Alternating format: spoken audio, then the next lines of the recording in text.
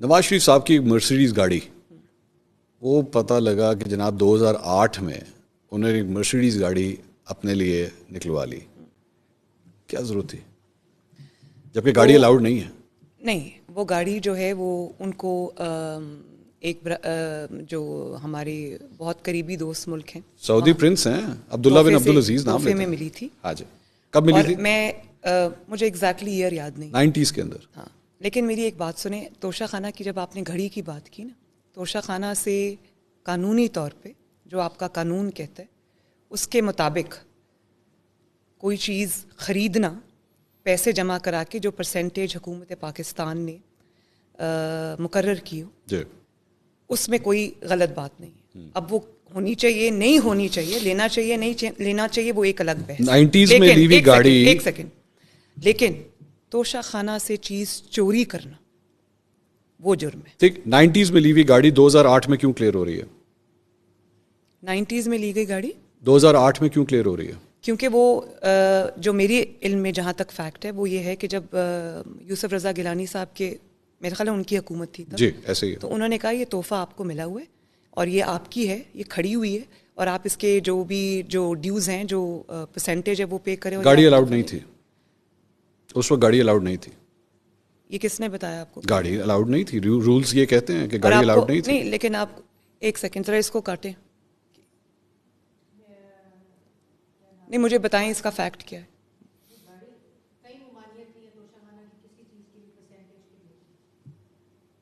سنو، نہیں، ممانعت ہے، گاڑیاں الاؤڈ نہیں. گاڑیاں جو ہوتی ہیں وہ کارپور، مریم صاحبہ گاڑیاں الاؤڈ نہیں ہوتی. رولز کو 2008 میں ریلیکس کیا گیا. یوسف رضا گیلانی صاحب نے نواز شریف صاحب کے لیے ریلیکس کیا اور انہوں نے آصف علی زرداری صاحب کو بھی نہیں ڈال. انہوں نے آصف علی زرداری صاحب کو بھی 3 گاڑیاں دی جس میں ایک لیکسس شامل ہے، BMW 7 سیریز میں آپ شامل کو ہے. ایک آنیسٹ بات بتاؤں، مجھے آنیسٹلی اس کا نہیں پتا، میں فیکٹس اینڈ فگرز چیک ضرور کروں. آپ چیک کر لیجیے گا، چیک کر یہ پلیز کائنڈلی ڈونٹ ورری.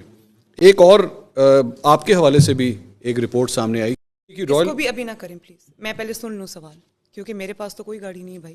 نہیں، UAE کی رائل فیملی سے آپ نے 2009-2010 کے اندر، کہاں ہے یہ ریکارڈ میں ہے؟ یہ JIT کی رپورٹ میں آیا ہوا ہے، کیا ڈکلیئرڈ ہے آپ کے ریٹرنز کے اندر. مجھے اس کے بارے میں کچھ نہیں پتا. آپ کے پاس کبھی BMW گاڑی نہیں رہی 2009-2010 میں؟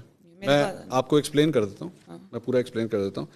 مریم صفدر اونڈ، یہ اب ایگزیکٹ رپورٹ بتا رہی. Maryam Safdar owned a BMW car which was gifted to her by the UAE royal family and the value of the car declared as rupees 3.5 million in the tax year 2009-2010, 2009-2010. The same car was declared to be sold on a profit of rupees 19.66 million.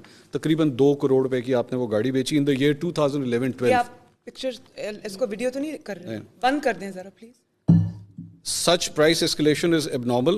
She declared the same BMW in her wealth statement in the next year 2012-2013 as well.